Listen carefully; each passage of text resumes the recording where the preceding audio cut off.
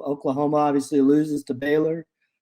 Kansas beats Texas 57-56 in overtime. And boy, that's another, if you're a Texas fan and what's going on there, this one's going to hurt quite a bit. And now they're sitting at 4-6, needing 2 wins to get to a bowl game as well. No problem. Yeah, it's kind of an interesting situation with South Carolina. I mean, it's one of those things where in your first year, you're obviously looking to get to a bowl game however you can to get those extra practices. And so I certainly don't think it's out of the equation. They've been playing better and better as the year's gone along and steadily improving. And so, I don't see a reason they can't pull off a win in those last 2 games, especially in a rivalry game at home against Clemson. That could be a very interesting one to watch, and especially with the way Clemson struggled offensively. That could be an interesting game to kind of follow. And if you're A&M, I think there's still a lot to play for in terms of getting to 9-3 to finish out the year would be good, especially what they've had to replace and losing Haynes King early in the year and losing some offensive linemen.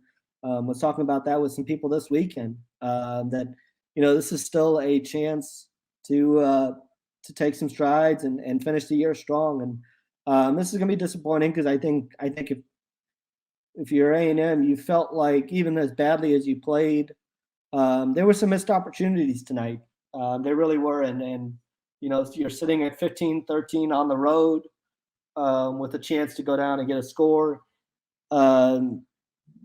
And as poorly as A&M played, and as how they were able to stick around in the first half, despite just the pressure that it almost put on them, there was a chance to win this game. And if you're A&M, you're going to look back at some of the red zone struggles.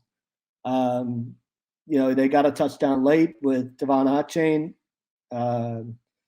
that kind of gave them a chance late, and they weren't able to get the 2-point conversion, but they had 2 trips down there in the red zone before that and came away with field goals on both occasions to begin the first half, and obviously had the one having to settle for a field goal again in the fourth quarter that would have given and it changes the direction of the game because A&M wouldn't have had to throw possibly with Zach Calzada, and maybe you're not looking at the interception with Damon Demas, but it's one of those things where with a quarterback like him, you gotta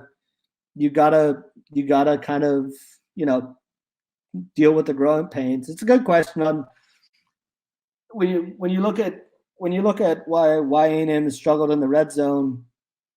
I think it starts with the quarterback position, and it starts somewhat with the quarterback position. Actually, I think it's a bit of a it's kind of a 2-part answer. Things happen quite a bit. Things happen quicker in the red zone.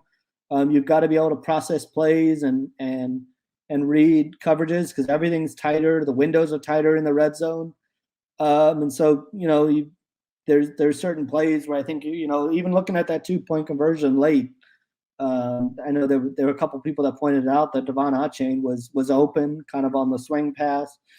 And so it's just being able to notice those little things, those little windows, and to be able to play fast. And I think that's one of the things that's hurt A&M in this one. And then the other one is frankly penalties. A&M has really been hurt by penalties in the red zone. And you've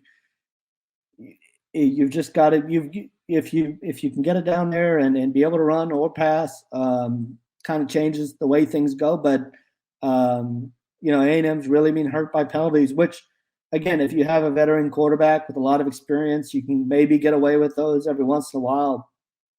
But A&M just truthfully hasn't been sharp enough down in the red zone and in those situations, and it comes down to execution. And then A&M just has not executed well enough in the red zone, and it cost them tonight. And I know you can look at a variety of situations. You can look at the safety which made it 15-0.